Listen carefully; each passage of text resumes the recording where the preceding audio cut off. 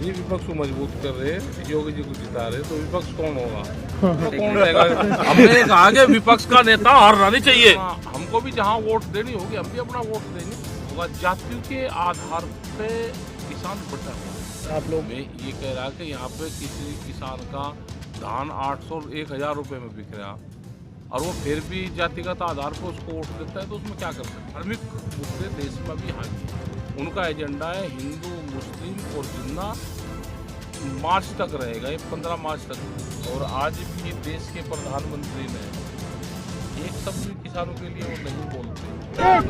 जिंदाबाद जिंदाबाद जिंदाबाद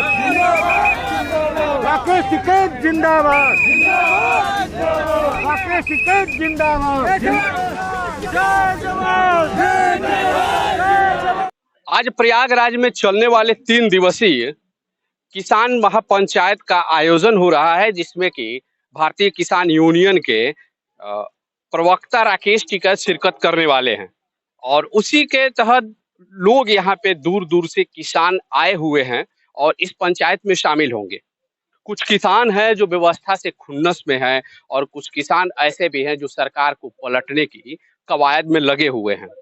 हो सकता है कि आज की इस महापंचायत में ये ऐलान हो, इस चिंतन शिविर में ये ऐलान हो। जैसा कि आप सभी लोग जानते हैं कि कल मुजफ्फरपुर सिसौली में एक किसान पंचायत हुई थी, जिसमें कि भारतीय किसान यूनियन के अध्यक्ष नरेश टिकैत ने कहा था कि उत्तर प्रदेश के विधानसभा चुनावों में समाजवादी पार्टी और राष्ट्रीय लोक दल को वोटिंग करनी है, सारे किसान खुल करके इनको वोट करें और इनकी सरकार बनाने में सहयोग करें।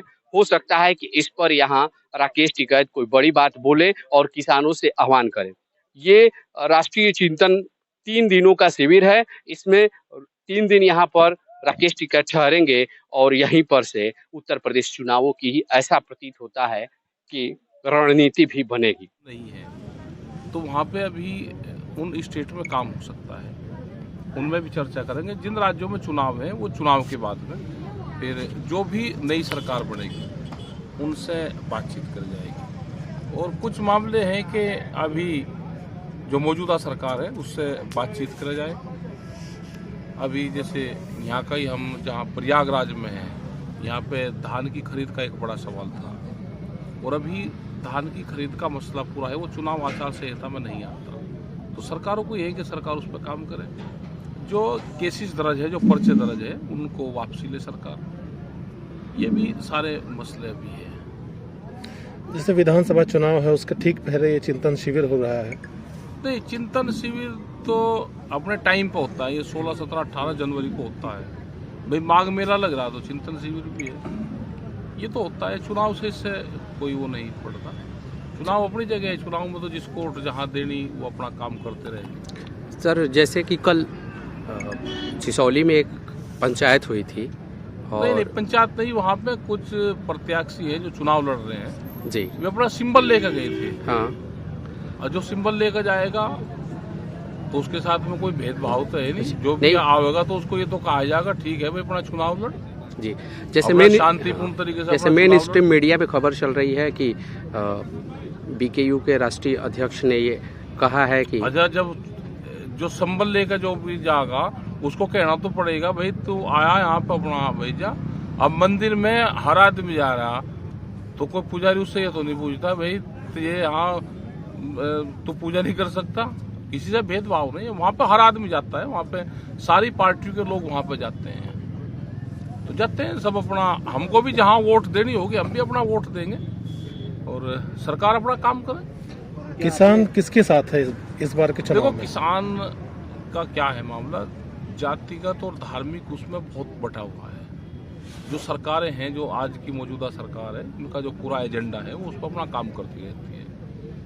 यहाँ का किसान अलग होगा, जातियों के आधार पे किसान बटा हुआ है, फसलों के आधार पे नहीं है। तो एक बड़ा एजेंडा सरकारों का है, वो पूरी उसमें कामयाब रहती है। नहीं, जैसे ये माना जा रहा था कि बीजेपी की सरकार है, किसानों का आंदोलन चल रहा है और भाई यहाँ लगातार जो है आप लोग, मैं ये कह रहा कि यहाँ पे किसी किसान का धान 800 और 1000 रुपये में बिक रहा और वो फिर भी जातिगत आधार पर उसको वोट देता है, तो उसमें क्या कर सकते हैं। इन्होंने बांट दिया है। सब बटा हुआ है। मतलब ये है कि किसानी मुद्दे से जातिगत और धार्मिक मुद्दे देश में अभी हावी है। जिस दिन किसान मजदूर का इशू, आदिवासियों का इशू हावी हो जाएगा और जातिगत नीचा हो जाएगा, धार्मिक नीचा हो जाएगा, तो उस दिन ये सरकारें इस तरह का काम नहीं करने। बिल्कुल ठीक काम के नाम पे किसान भी बढ़ गए हैं। सब बट रहे, पूरा देश बट रहा।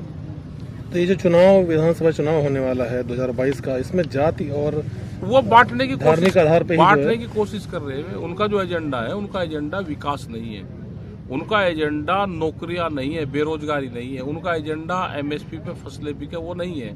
उनका एजेंडा है हिंदू, मुस्लिम और जिन्ना मार्च तक रहेगा। ये 15 मार्च तक चलेगा, उसके बाद में खत्म हो जाएगा। फिर चुनाव होगा, फिर आ जाएगा। 2 महीने के लिए आता है। 3 दिन में क्या क्या करेंगे? जैसे आप आज हम अपनी बातचीत करेंगे सब लोगों से, यहाँ पे चर्चा करेंगे मूवमेंट को कैसे लेकर चलना। 31 तारीख का एक प्रोग्राम है, वो पूरे देश भर में मुख्यालयों पर प्रोग्राम होगा। इशू क्या है उसमें यह है कि सरकार ने जो वादा खिलाफी कर रही, भारत सरकार, उसके खिलाफ वो प्रोग्राम रहेगा और उसमें ज्ञापन भी दिए जाएंगे। कौन सी वादा खिलाफी? जैसे एमएसपी हो गया। एमएसपी पे भी कानून नहीं बनाए और पर्चे दर्ज बहुत लोग पे भी वापसी नहीं हुए, चाहे दिल्ली हो या और स्टेट में भी, पूरे देश भर में। तो ये भी था कि पर्चे वापसी होंगे। जो मृतक है उनको कंपनसेशन देने की बात हुई थी, अभी वो नहीं हुआ। अजय टैनी का भी एक बड़ा मामला है और हम 21, 22, 23 3 दिन लखीमपुर खीरी में रहेंगे। उनके पीड़ित परिवारों से मिलेंगे वहाँ पे, और जो लोग जेलों में बंद है किसान, उनसे भी मिलेंगे। और उसके बाद में वहाँ की हालात क्या रहेगी वो हम फिर आगे का निर्णय वहीं पे लेंगे। अधिकारियों से मिलेंगे क्योंकि वहाँ पे अधिकारियों ने वादा किया था और अधिकारी अब वादे से पीछे हट रहे हैं। तो यही वादा खिलाफी है। जैसे चुनावों पहले किसान यूनियन कह रही थी कि इस सरकार को उखाड़ फेंकेंगे, और इस समय चुनाव आ गए हैं, तो अब क्या? अब 13 महीने के आंदोलन में तो ट्रेनिंग सबकी हो रही। अब जो 13 महीने की ट्रेनिंग जिसने नहीं दी, जब नहीं सीखा तो हम 3 दिन में क्या पाठ पढ़ा देंगे उसको?